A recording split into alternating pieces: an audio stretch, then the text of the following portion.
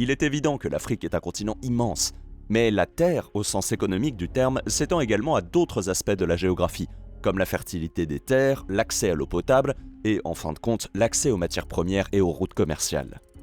Chaque fois que les économistes se penchent sur la pauvreté en Afrique, ils mentionnent presque systématiquement l'abondance des ressources naturelles qui existent sur le continent, qu'il s'agisse de métaux précieux, de combustibles fossiles, de diamants ou même de terres rares qui sont devenues vitales pour l'électrification de l'économie mondiale.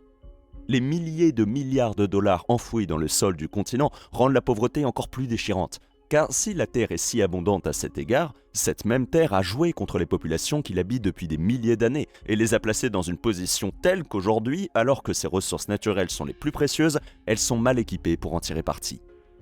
Le point de départ le plus évident est l'isolement de la majeure partie du continent. Le désert du Sahara divise le continent d'est en ouest, et pendant la majeure partie de l'histoire de l'humanité, il a agi comme un grand océan, faisant de la plupart des terres du Sud une île physiquement séparée des nombreux développements sociétaux qui ont eu lieu le long des routes commerciales entre l'Europe, le Moyen-Orient et l'Asie. Même aujourd'hui, les pays d'Afrique du Nord situés le long de la Méditerranée sont plus intégrés dans les affaires mondiales et sont généralement plus développés que les pays du Sud et du centre du continent. Le désert du Sahara est une caractéristique géographique si importante sur le plan économique que les économistes considèrent souvent l'Afrique du Nord et l'Afrique subsaharienne comme deux entités totalement distinctes. Les deux ont leurs problèmes, mais ceux de l'Afrique subsaharienne ont tendance à durer.